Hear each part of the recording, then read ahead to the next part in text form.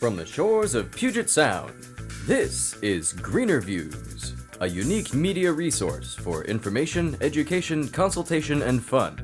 GreenerViews is a part of the Healthy Homecast network and is brought to you exclusively by HealthyPainting.com and AmbrosiaDigitalMedia.com. Each episode will introduce and connect you with services, products, practices, organizations, and groups that focus on the health, happiness, safety, well-being, charity, and community of all. Find us on the web at www.greenerviews.net. And now, your host, Daryl Whalen. Well, good evening and welcome to episode 41 of GreenerViews. I'm Daryl Whalen, along with Randy Parcel, back from his what is it, the honeymoon? The anniversary honeymoon. Ooh. Last week, and we missed him dearly, but we pulled it off. And doing the audio, and Michael Schwartz, our video engineer, that helped us get the audio stuff rolling as well last week. Joining us this week is Sara Chapman from Flowers of Volunteer Park, as well as a number of other things that we'll talk about. GreenerViews is part of the Healthy Homecast network. Is brought to you exclusively by HealthyPainting.com and AmbrosiaDigitalMedia.com. If you'd like to advertise or be a sponsor or donate, please contact info@greenerviews.net or call 206-650-4587. So we usually start out by talking about how I know the guest, and I really don't know Sara that well, but we met at a networking event up in Shoreline. It was about public speaking, and it was a full house, and we had an opportunity to break off into little groups and chit-chat, and we got to talk about some of the little bit of things that we had going on in our life, and I found out about this book and the fundraising efforts that she was doing with Volunteer Park. Conservatory. The conservatory. They're separate. Okay. Well, we'll make sure when we get rolling that we'll start out, get that squared away. So welcome, Sara. Thank you. You're welcome. Thanks for joining us today. And we usually start out, give us a brief elevator pitch about, you can talk a little bit about yourself, about the book. What is the book? Can I hold it up? Sure, you can hold it up whenever you feel so inclined. You can keep it held up the enther time. The whole time, right. This is the book. This is her book that she wrote, and she's also going to talk about another art project that she's doing with her daughter, that involves the book. Yes. And I also know that you've been a long-time graphic designer, graphic artist. And a gardener. Hey. So why don't you tell us a little bit about what the book is? Okay. Well, it starts with a camera, right? A little camera. I've been taking pictures since I'm a kid. Since somebody gave me a Kodak Brownie, and I took the Kodak Brownie and my first roll of black and white film, of course, to the New York World's Fair. I know I'm dating myself, and I still have that roll of, those pictures. They were pretty good. Pretty good.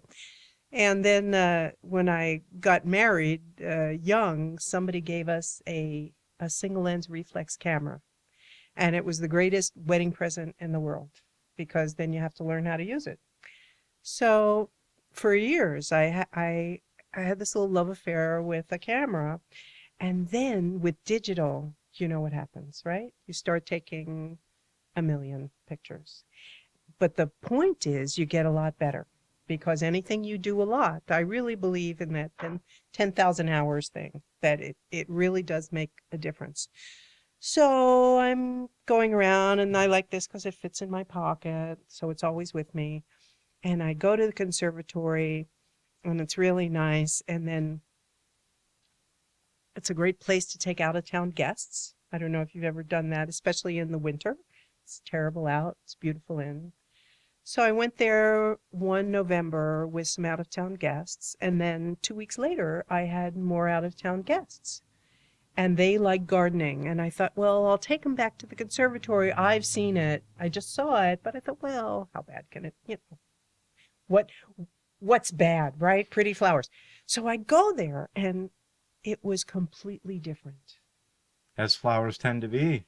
Well, they change the Oh, displays. okay, gotcha. They completely change it out.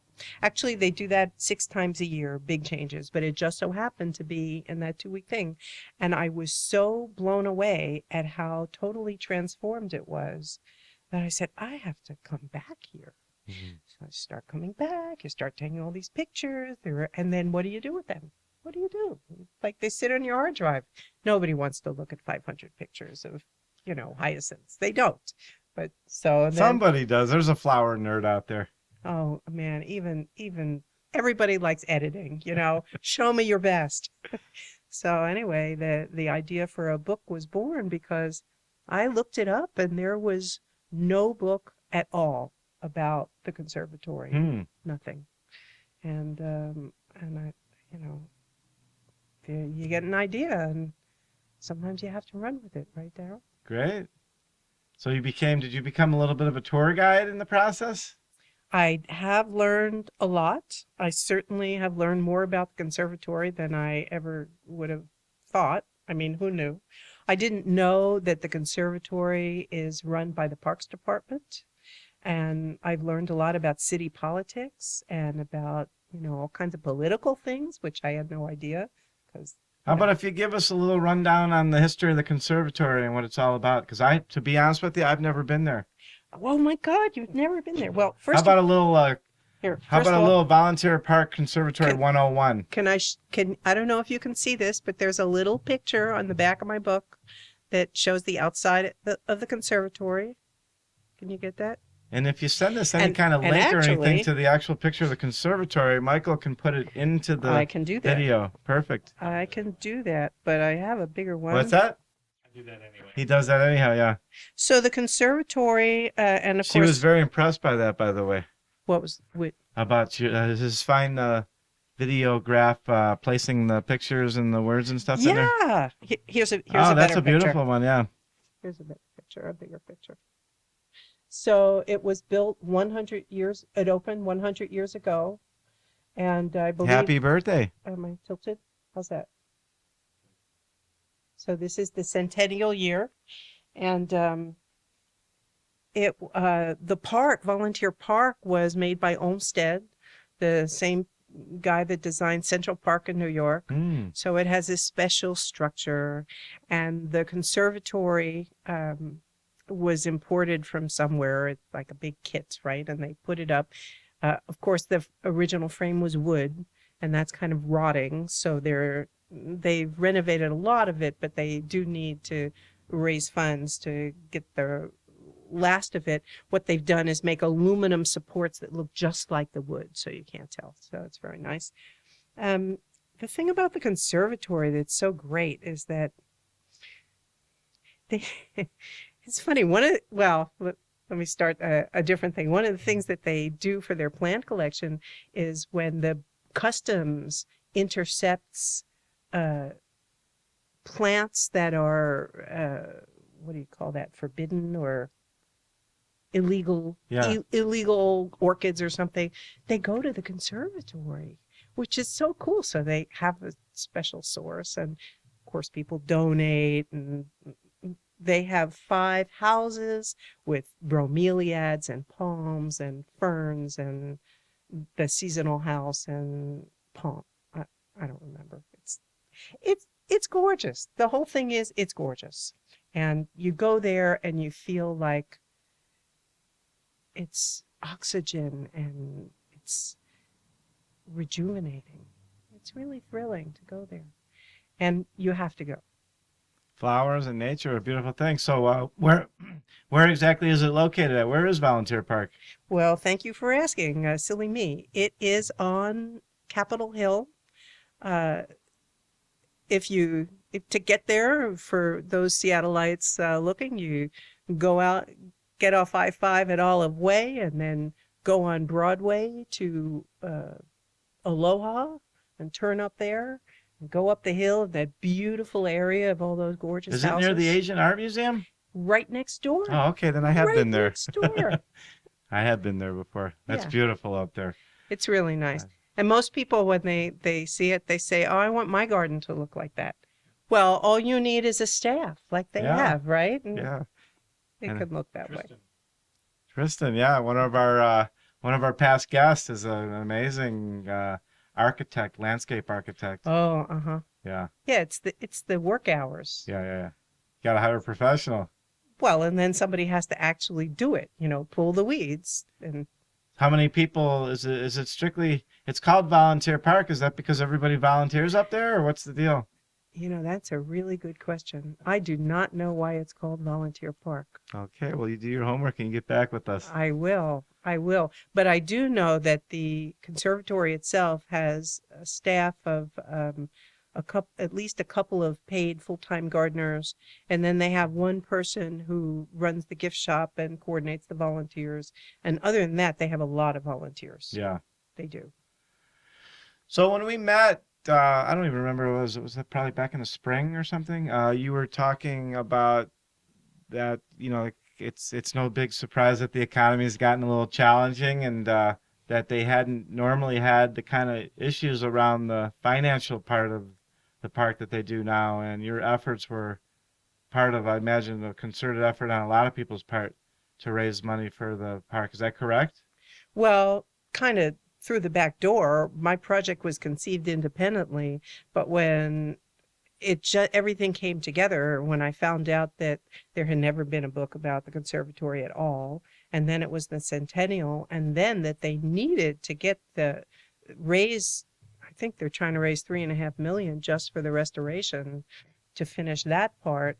Well, and because it's the budget funding situation it is, the city, of course, is saying, well, we don't have money anymore for not something much like of anything. flowers, right? And I do Yeah. know that it takes about $450,000 or just under $500,000 a year to pay for the conservatory. Mm. And it's always been free.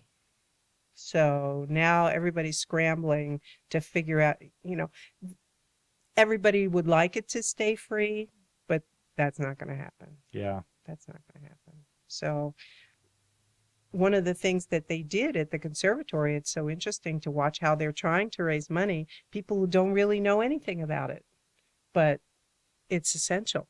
So been meeting with people from the city and hiring consultants and working up alternative plans, but it's such a cute little place. You can't do that much without changing the character. Yeah.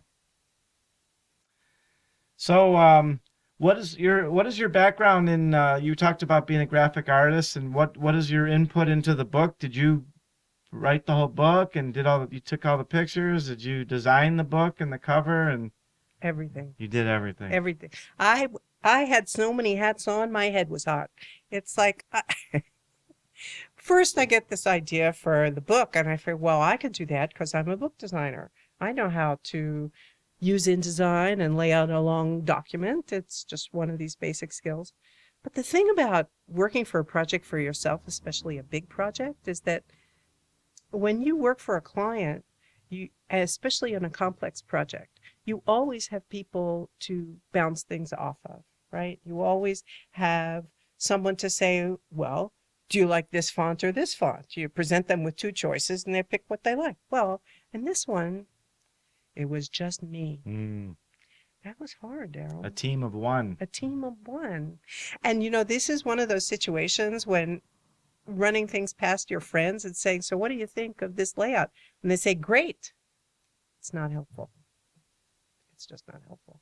What was really helpful was I have one friend, Blair O'Neill, who now lives in the Reno area. He said, have you thought about making this kind of an adjustment? I mean, he actually gave me feedback, thank God. And my daughter, Lila, she went through all those photos, hundreds and hundreds of photos, and she would say something like, Mom, I really don't like it when the tips of the flower petals are cut off. It really bugs me. I said, oh, thank you. The whole Thank you. flowers. Yeah, well, Gotcha. but that kind of input, because most people, they just say, oh, that's so nice, Sarah, you know, and it's like,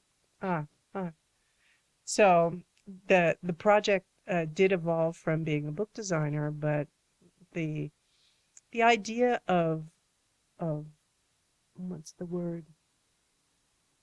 I guess just the record keeping of something that was beautiful, that was completely unremarked. Because at the conservatory, their senior gardener, the head gardener there, his name is David Helgeson. He is so modest.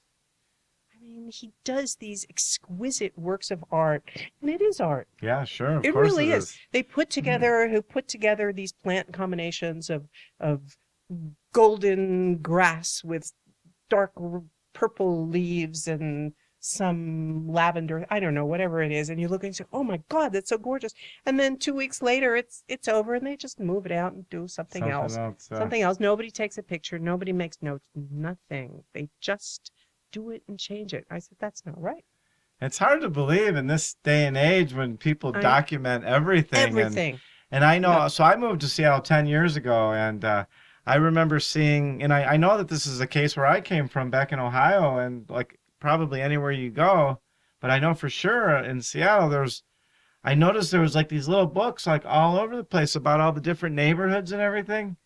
And there was never one, you know, there's a whole series of books, and you can find them all about Beacon Hill or all about Capitol Hill or whatever, but not specifically about any of the particular areas or the part of the parks or something, which is kind of surprising. Had you had any relationship or communication with the conservatory itself while you were doing this or before you started, or this?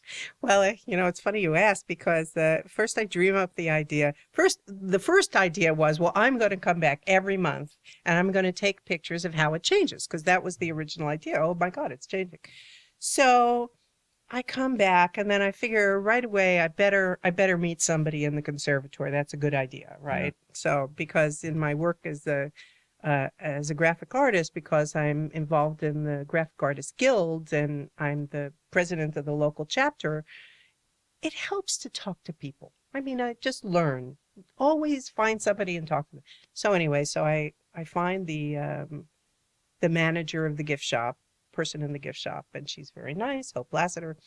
And I say, you know, I'm taking some pictures and I want to do something with it. I'm not sure what.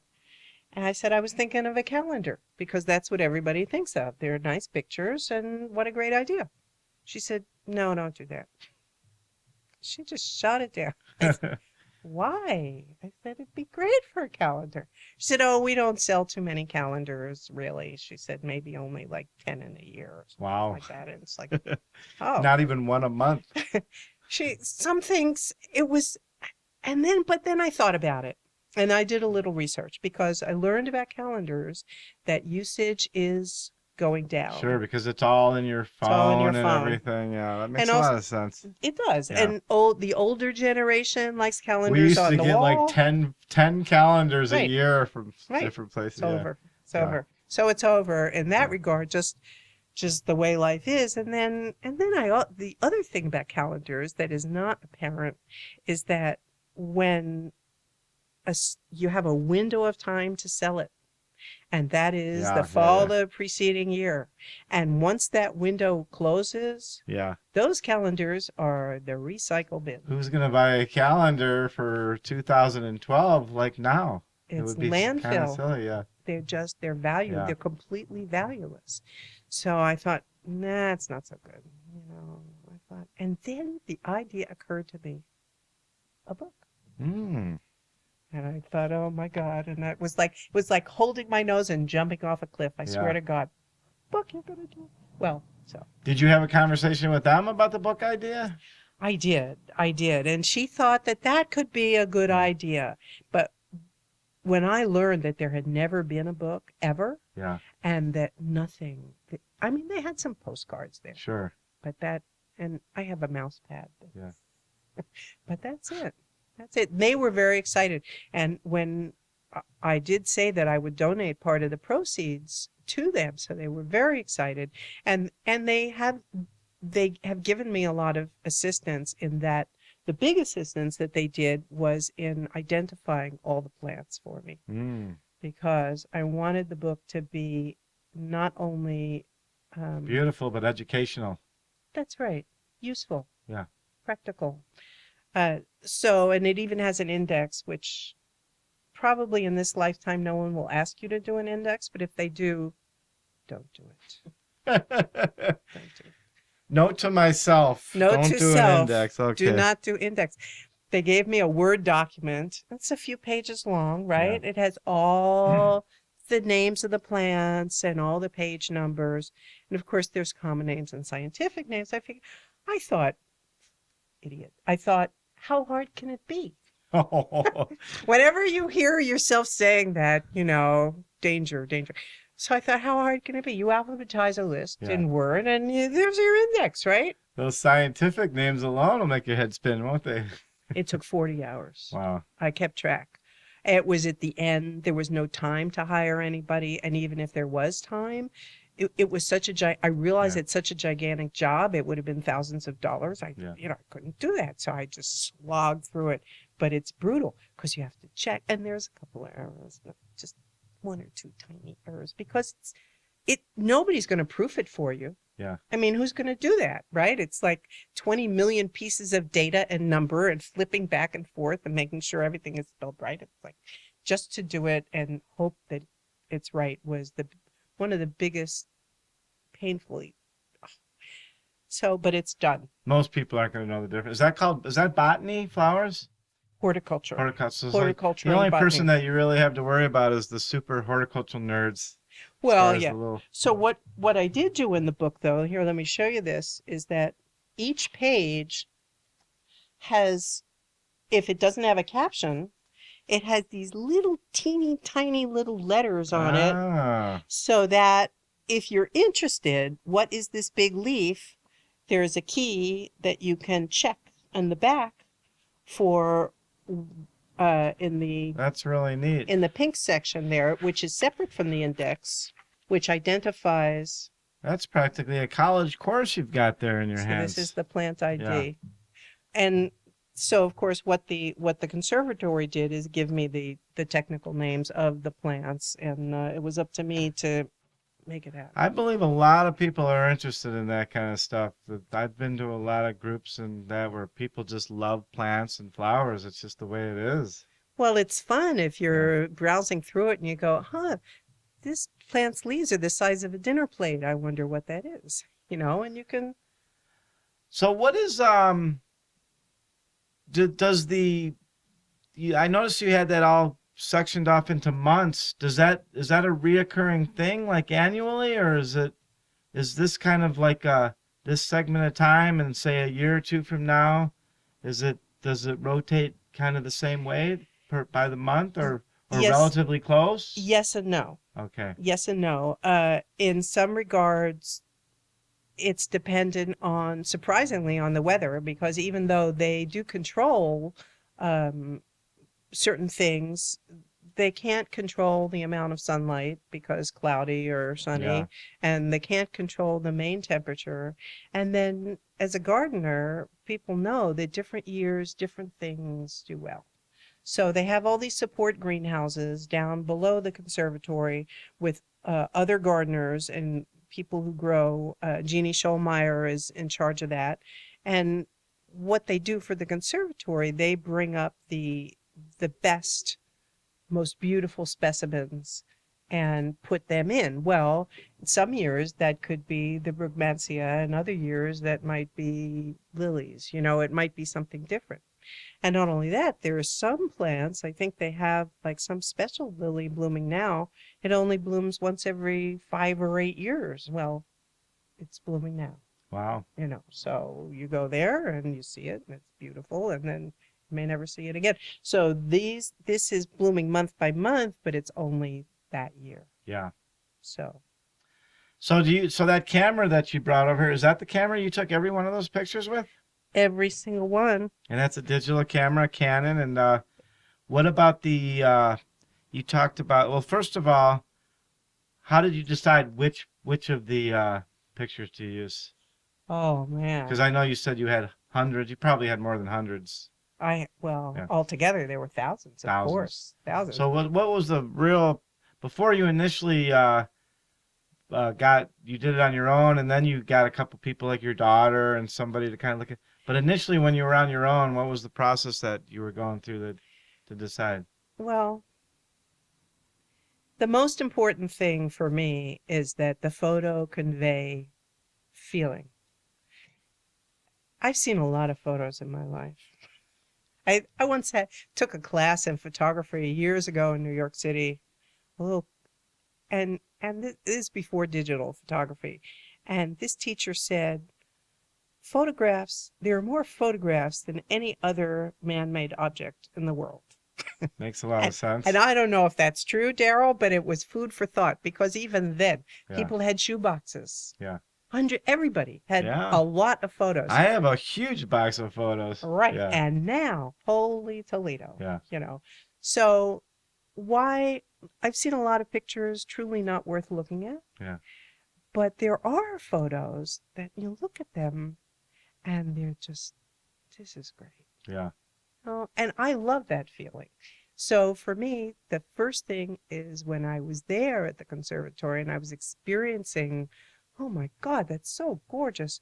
I try and capture it on this little handheld camera. I don't like to use a tripod. I don't like fancy equipment because it gets in the way. I just want to experience the gorgeousness of the scene, hopefully capture it. And then when I'm looking at the picture later, does it convey that sense of, oh my God, this is gorgeous? Yeah. Because you would be amazed at how not easy it is to capture that feeling. It takes a lot of doing. I'm sure everybody's had that experience of going somewhere with their camera, a wonderful experience. They take the picture, 1, 2, 10, they look at it and they go, oh, well, they're not very good, or God, it was so great, but it doesn't really show it. To me, that's the hook of photography, to try and get it to actually do that, So looking at all these photos, of course, there's a rating system, and you look at them and not then throw these away, right? Well, okay, keep that.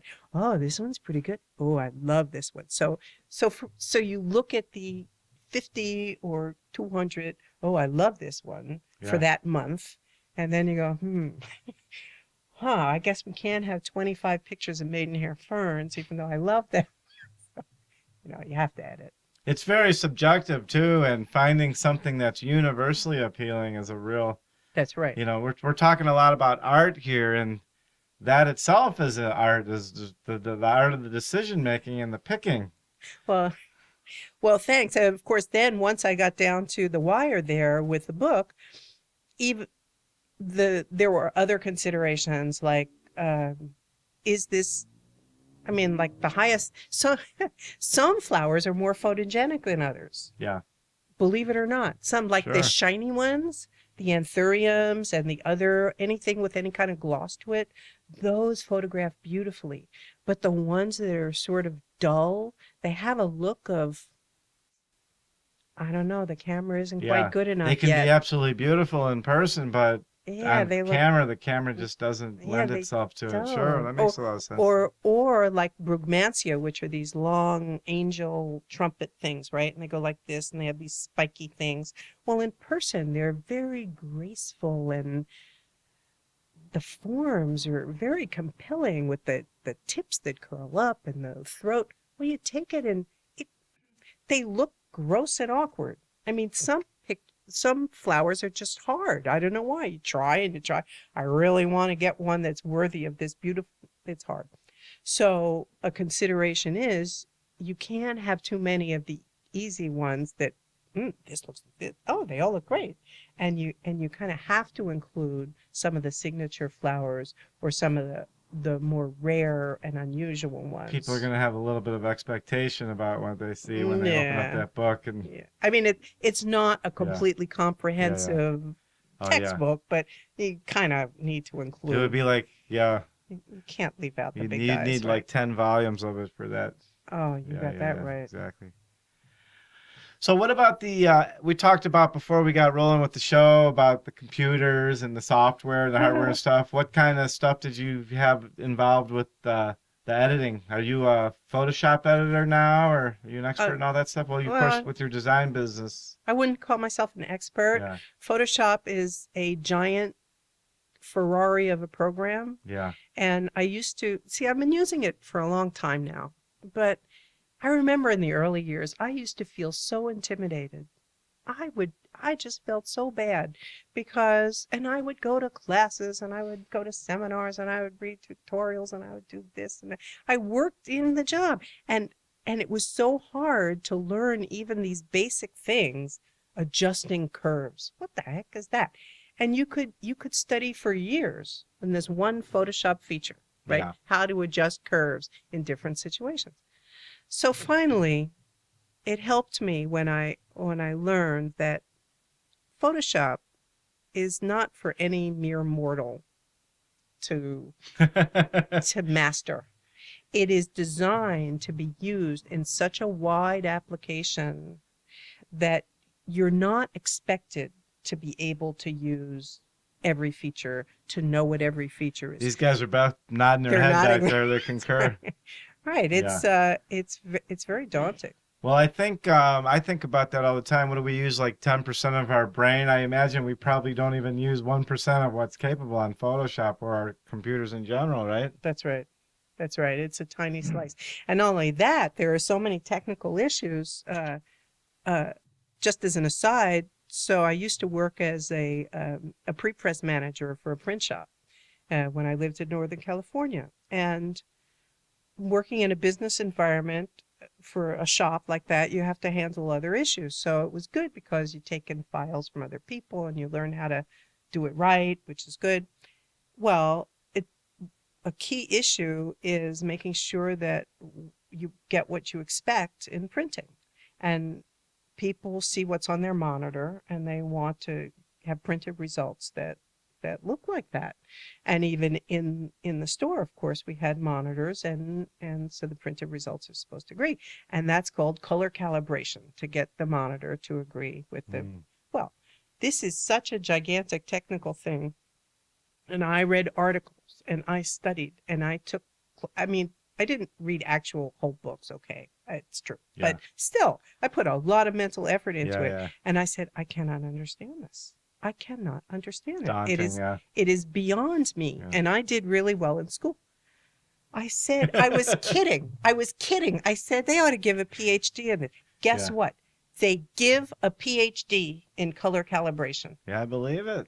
It is that complex. I believe So why should we feel inadequate if we can't figure out how to do it? You know, it's like, let somebody who's studied it for 8 years do it.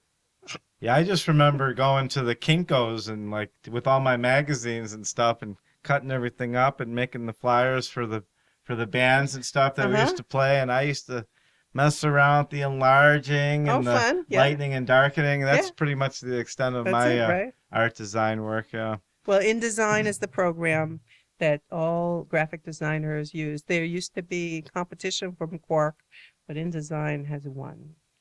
So, of course, the bandwagon of the latest technology is always very challenging. It's great. So why is this project so important? Why does this matter? Well, it matters to the conservatory. I think they're happy. I know they're happy.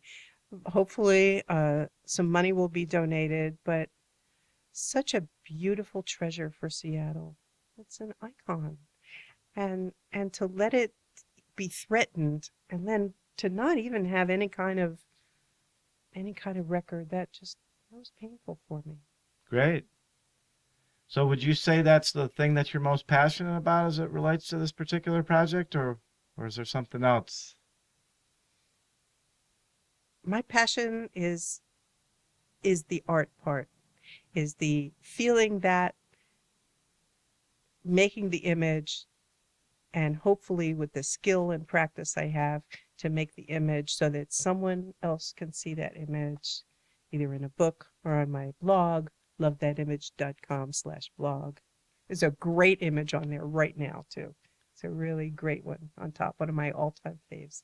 And have somebody go, oh, wow, that's it for me.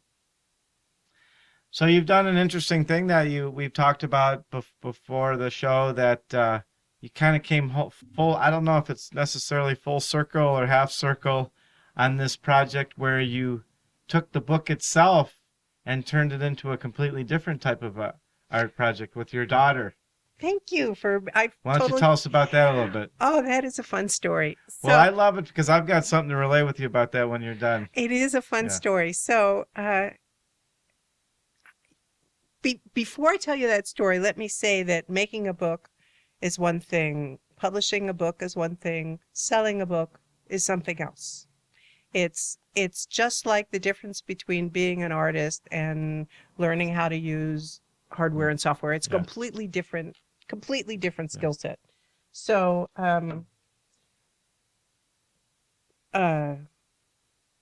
there I was trying to sell the book because, that's what you have to do. You made the book, now you have to sell the book. So we took it to a crafts fair in Bellevue last fall in November. And I thought, well, these are people who have a few bucks and everybody loves flowers and it's a great gift item and why not? We'll do well.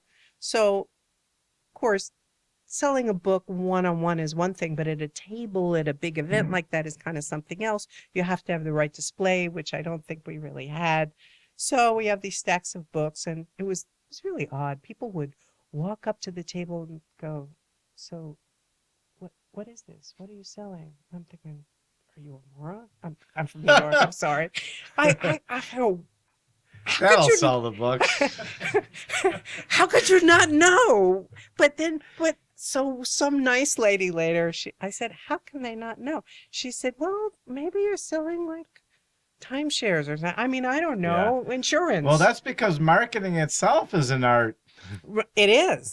And well, that's certainly true. But this in-person thing was like a whole other thing. And I wasn't doing it. I clearly wasn't doing it right. So we're sitting there, not that much interest. That's a little discouraging. And nearby us were these several jewelry booth things. And they are freaking mobbed. Yeah. I mean, mobbed. And they are women of all ages. Yeah. Old ladies, young girls, housewives, soccer mom, Women everybody. love their jewelry, though, don't they? Apparently so. Yeah. Apparently, you can never have too many earrings. So I'm looking at this. That's very nice. And Lila, my daughter, says to me, Mom, she said, oh, I love where this is going. Anyhow, go ahead. It was so great. She said, Mom, we need to get more people over here. She said, why don't we make, people like jewelry. She said, why don't we make some jewelry out of this damaged copy of the book? Mm. And I said, excuse me? And she said, yes, I saw it on Pinterest. Pinterest, right? Changed my life. He said that was a good one. I said, what? And she said, yes, I saw this thing. And so next thing I know, we order some little glass tile things. And I learned that the thing on the top is called a bail, B-A-I-L, which I didn't know. And we're doing experiments, and next thing I know, I am in the jewelry business because you know what? People love this stuff. Yeah. Is that one of the pieces right there? It is. I love it. And the earring. Great. I did not know that it was. This is a piece of a hyacinth. I can find the page number. So what you did was you took pages from the damaged book. Cut them out. Glue them onto the back of the glass. So what's on the back, here I brought a different sample because sometimes what's on the back is like also as cute. Beautiful as what's on the front. Yeah, sometimes it's like reversible, which is really fun. It's like those jackets that we used to wear when we were younger. You could turn them inside out and get a whole nother look. I learned that in the jewelry business, this is called duo. I didn't know. So we made necklaces, we made earrings, and we're starting to do this, and it is successful. Yeah. And it's so interesting to me that I love it. Yeah. It's wild. You got a smart daughter there, don't you? Yeah, it's cool. Well, when she was little, when she was little, we didn't have a lot of money, and I believe in Yeah. creativity. And I would do things like when you buy pizza, they used to have like a little like support thing that would Yeah, the keep little the pizza, plastic thing in the plastic middle. thing. Yeah, sure. So we'd take this thing and say, okay, what can we do with this, right? So Yeah. so that'd be a dollhouse table or something, and make dollhouses out of shoebox stapled together and stuff like. So I always tried to encourage. So you honored and nurtured the artist that she already had inside her. Yeah, Well, that's beautiful. the concept of a new idea, though, Yeah. is a wonderful thing. That's a great idea. It's a great idea. So I want to tell my story based on that, because when you Please. told me that, so back in about 30 years ago, in the early 1980s, when I grew up in Cleveland, Ohio, I used to play in bands and crazy like rock bands. And a friend of mine, Karen, we used to listen. This was records. We had the record players and the record albums and stuff like that. And we kind of had the same type of a thing with the records. And one of the records got damaged. I won't get into how, but that's not important. But what she did was, because we all played in bands together and played the guitars and the drums and had the records, and we just kind of did our thing. And she had taken these damaged records, broke them up into pieces, wound them up with the guitar strings and stuff, and made earrings and bracelets and how necklaces. fun. And they were really, really cool. I bet they I'm were. I'm pretty confident. I used to wear earrings. It's been a number of years, but I'm pretty confident I still have one of those earrings from like 30 years ago. Oh, wow. And I brought up some memories about that, and I love that. I didn't know when you were wearing that until you pieced it together, but I love that idea. The jewelry thing has been really fun, and it's interesting to me because the book is a wonderful, wonderful thing. People do love flowers, but as I learned in Bellevue that day, the number of people who like flowers is big, but the number of people who like jewelry is like enormous. It's like we were talking about before the It's show. We're going incredible. to take a break here, but I'll say that we had been talking about a particular podcast that somebody else was doing, or no, it was some type of a blog or a video blog or something, and it was about food and cooking. Uh-huh. And I'm pretty convinced that if you have that type of topic, jewelry and, for instance, and food, it's going to lend itself. I mean, Sex. yeah, sex, yeah. One That's of the gonna big be ones. that's going to be our next podcast. Really. Anyhow, so we're going to be back with some more, and we're here with episode 41 of GreenerViews, and we're here with Sara Chapman from, I'd like to say, from Flowers of Volunteer Park Conservatory. Right. But there's so much more as well, as we've already found out, and we're going to come back and dig in a little deeper and find out what makes you tick. So we'll be right back. You are listening to GreenerViews. Gravity connects me to the earth, which connects me to people who connect me to myself more honestly. And gravity connects me to the crust, which connects to the leaves on the trees that make it possible to breathe.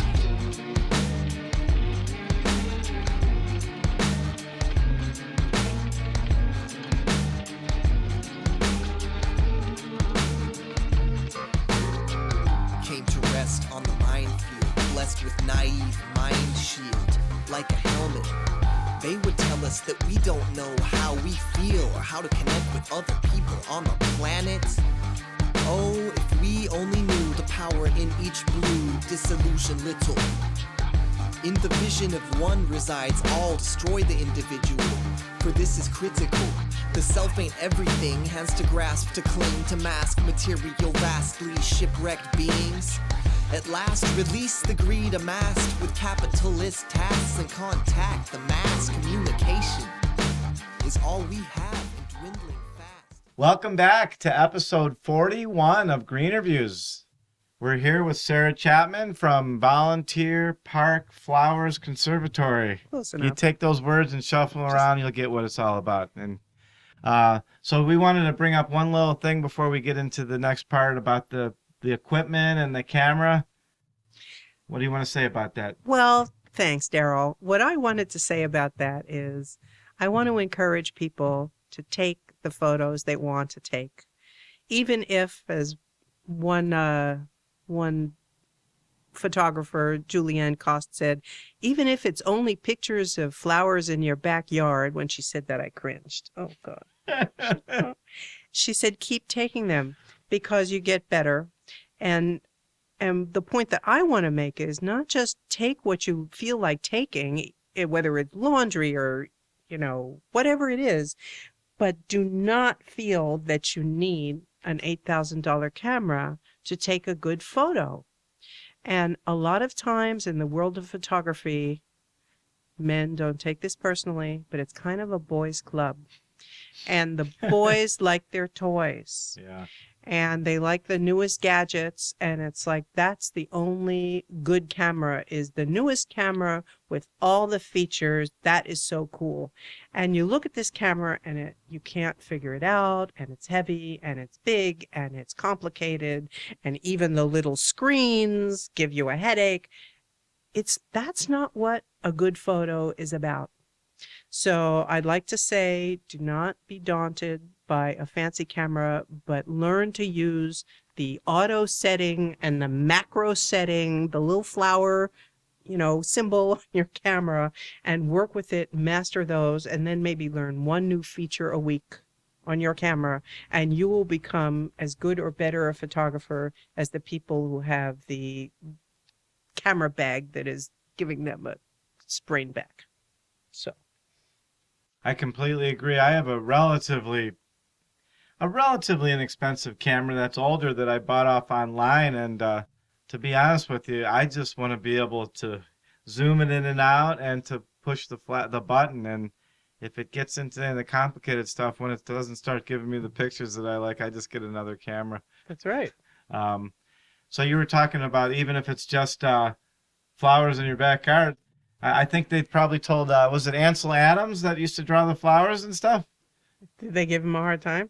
Somebody They must have. You're just drawing pictures of flowers. Yeah, it's just flowers, right. So I was trying to get your back on that one. And there's a nice story she told with that. Julianne Cost wrote a book called Window Seat. And I heard about her. It was a podcast, as a matter of fact. And she was speaking about, apparently she was frightened of air travel, and she works for Adobe, and so she had to do a lot of travel. And so how she would deal with her fear of flying is she would always get a window seat, and she'd take pictures outside of the ground and whatever, and that's what she did. Well, the funny part is she has a daughter, and she was telling about how her daughter would say, "Oh, Mom, not more pictures of that." Can you just hear it, right? I can't imagine the pictures of outside the window of an airplane are going to be all that great to start it's with. a wonderful book. Yeah, it's isn't gorgeous. It's gorgeous. Well, a lot of the takeoff and landing of the landforms. It's when you're closer to the ground. I thought it was when you're 30,000 feet up. I can't imagine. Sometimes the clouds, the sky, okay. It's beautiful. There you go. And she cared. And she cared, and she kept doing it, and she had 5,000 pictures, and so. But the funny part was how her daughter is like rolling her eyes and saying, "Oh, Mom, not out the plane window picture, please." Yeah. And that's how I felt, because I would take all these pictures, and I love my husband, but he doesn't care. What does he want to look at that for? Of course not. And if he really loved you, he'd care. No, look, I do have one friend that likes to look at photos, and she will look at a bunch. But like my sister, if you show her more than 3 pictures, she said, "Oh, that's enough, Sarah. Yeah. I've seen enough." So the point is that we get discouraged because those people right close to us may not be the best audience for what we want to do. And that's why it was important to me to go ahead with this project for the book and keep going with it, even though my husband doesn't care. It's like my sister doesn't care, but I cared. Yeah. I cared. And other people do care. Well, they're beautiful pictures and beautiful flowers, and I can't imagine that there's not plenty of people that love flowers. I mean, so this is the point where we dig a little deeper into Sara Chapman and find out what she's all about. So we got a few questions here that we have as a staple to our show. So give us the motto or the mission statement for your life.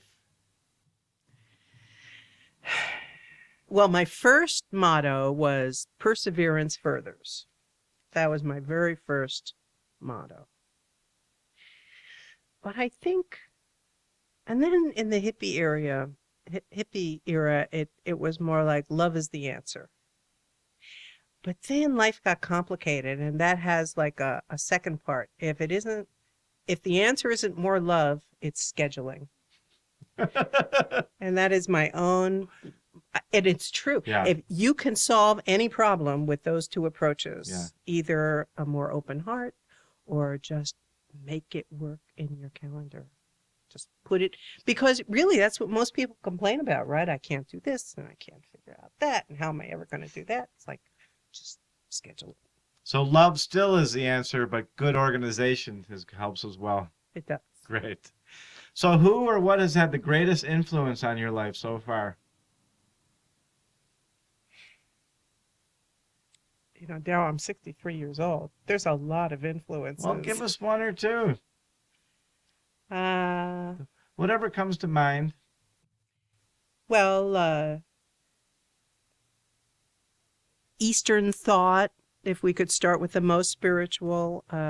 I was lucky enough to meet Swami Muktananda in 81. And I think Eastern thought has sort of calmed me and helped me understand the bigger questions. And that stays with you. So that's good. Because growing up in New York as an atheistic Jewish person, you sort of don't know. It's like everything is confusing, you know. But so It's a little rough and gruff too. a little bit. So on that level, that sort of once I learned about that kind of thought, it just kind of helped me get a little less nutso mentally. And then artistically, growing up in New York, that's the best part of New York. Really, is that you can go to a different museum every day of the year. I mean, it's just, there's so much. The Metropolitan Museum, I just went back. Do you know that they don't know how many rooms are in there at the information desk? It's like a mile and a half, but I don't know. It's like, now I've forgotten. It's at least 1,000 rooms. Wow. And it's boggling. So you're exposed to a lot of stuff. And I think that the great art, and when I say great art, I mean what I personally think is great art. I do not mean what the tour guide thinks is great art, or the critics, or anything. Yeah. If something doesn't speak, it's like, well, it may be great art to somebody else. But the photographers like Weston and Adams and even O'Keeffe, who is not a photographer, but you ever go to a museum and you've seen reproductions of these paintings, and they're very nice in the reproduction, and then you go in person and it's a whole other experience. And that's happened to me several times. And so I really believe in the experience of going and putting yourself physically in front of these works of art. One of the reasons I like photography is because it's not as dependent. Yeah. I would imagine that going to the conservatory, the experience there is extremely equal. It's ecstatic. Yeah. It's just, yeah, well, we're lucky. Yeah, we sure are. So what about a recent movie or book aside from your own that's been inspirational to you?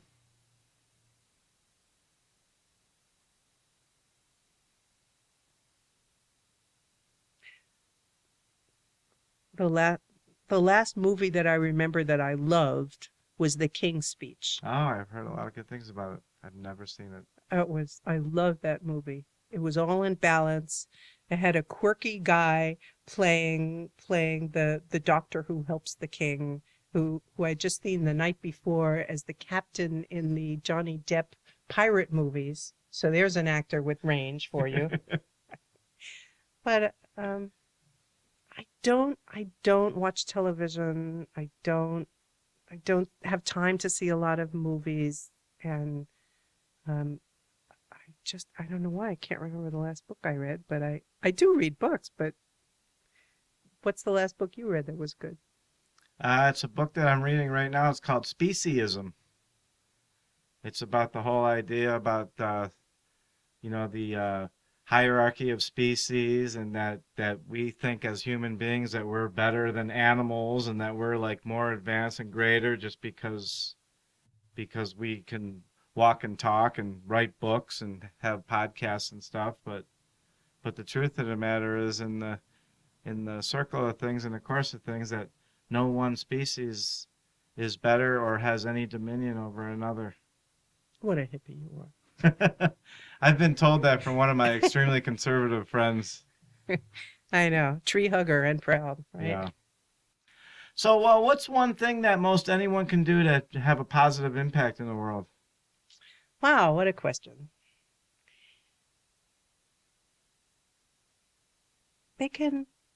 What one person can do, they can only affect themselves. I mean, you can't really change another person. And I learned that because I was married a long time ago. And of course, being young and foolish, I naturally tried to change my husband, right? I would say, how to just make him try, why don't you do this? And how come you don't do that? It worked out delightfully, I assume. Didn't it work out? Yeah. And I couldn't understand why he was so defensive. But then what I learned a little late maybe, was when you try and change yourself, it's very difficult. Even when you're motivated, even when you sincerely want to change. Mm.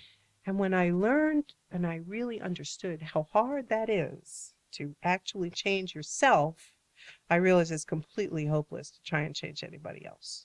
So you have to let go of that. So the only person you can change is yourself, and that's hard. It's really hard. But I believe that when you do become a more okay person, whatever that is to you, a better person, a more comfortable person, more loving, more satisfied, kinder, whatever, I think that sort of radiates. I think we do get inspired by, you meet someone, they have a beautiful smile, right? And you feel, right? You feel like, oh, they are so nice or something. I think that we can do that we can kind of radiate things for people to just maybe pick up. So you can't, I love that. You can't change another person, but if you take care of yourself the right way, then it does become infectious, and you can be an inspiration to someone else, and you don't have to push anything on them, but your example is potentially an example for another person. Well, I think so, because that's what's happened to me. I mean, think about the people you've met that have had an impact. A lot of times they weren't even trying to have an impact. They just were. It's all about the thing that you were talking about earlier, about the people that maybe weren't so jazzed about your flowers, but there's plenty of people that are. So it's also a matter of finding the people that you can, equally feed and inspire each other, and the people that are good matches for you, and then you can grow and develop as a person that way. But anyhow, I guess we're getting into some pretty heavy stuff here. Why don't we just move on? So how do people get a hold of you? Give us whatever phone numbers, email, websites, okay, Twitter, Facebook, whatever it is that you want to throw out there. Well, Pinterest. I don't have a Pinterest site We don't yet. have one yet either. But I was thinking, I did see a blog that said pin it, and I got to get that on my blog because that is a cool. That's it's good. the fastest, right? The fastest growing social media site on the planet, Pinterest, right? This is why it's good to have children. At Darryl. least of late. I mean, at the time. Well, it's not a site. It's not a site. It's what it. It's the thing. That's what. This is why you. This is the benefit of having children, because there comes a point where they know stuff. And they can mow the lawn for you. Yeah, they could. I would never know about this stuff. Thank you, Lila. Yeah. Okay, so the website is lovethatimage.com, and the blog, you should look at the blog. Okay. Click that little tab on the right there that has, I keep feeding that thing. It's 4 years now. I've been throwing photos a few times a week up there. It's Sarah's fave photos, the ones of all the pictures you take. There's a few. You go, wow, good. If I do say so myself. So I like to put and now we don't have time to talk about how addictive blogging is, Daryl, but when people all over the world put little comments that, oh, this is great, I love this photo, it's like, it's very motivating. It's got to be very rewarding, sure. It is.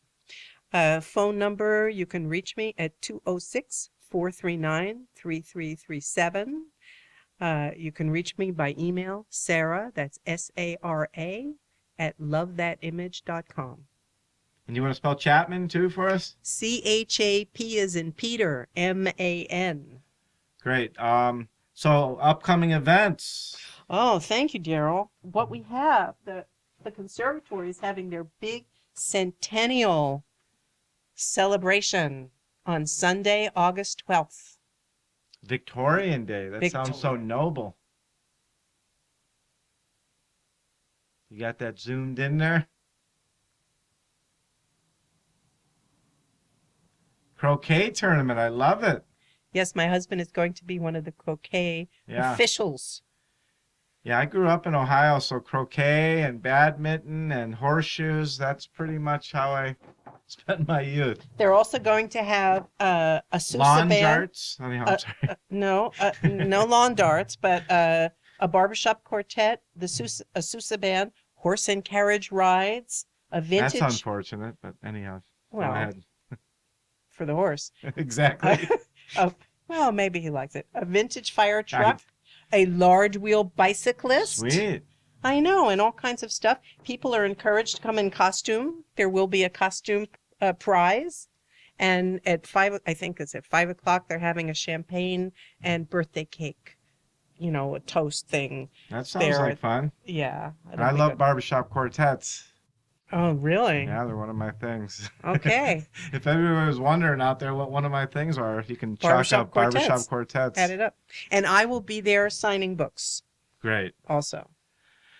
So before we go, any last words or words of wisdom or, wise advice? This is your one chance to be brief and sage-like. Love and scheduling? Love and scheduling. That's my best. I love that. That's a good thing to have as the best. Well, thank you so much, Sara Chapman. On behalf of Randy and Michael and myself, this has been episode 41 of GreenerViews.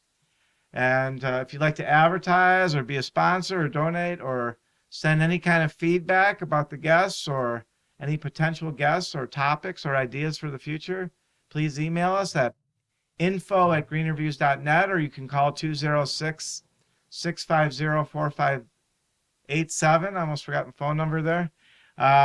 You please check out ambrosiadigitalmedia.com and check out healthyhomecast.com. On next episode, number 42, I just happened to remember we're going to have Nora Lenz here from Raw Schools, talking about the raw food diet and what that's all about. So that's it, everybody. Thanks a lot. Have a great night. Bye-bye. Thank you for listening. GreenerViews is part of the Healthy Homecast Network. Check out all their conscientious and sustainably focused podcast programs and businesses at healthyhomecast.com. GreenerViews is created, developed, and produced by Daryl Whalen. Our audio engineer is Randy Parcel. Our video producer is Michael Schwartz of ambrosiadigitalmedia.com. Music for this episode was provided by slapjazz.com, danfajans.bandcamp.com, and jdhobson.com. Your feedback is important. Please feel free to contact us with any comments or questions, including suggestions for guests and program topics. You can call us at 206-650-4587 or send a direct email to info@greenerviews.net. Be sure to check back often. New episodes coming soon.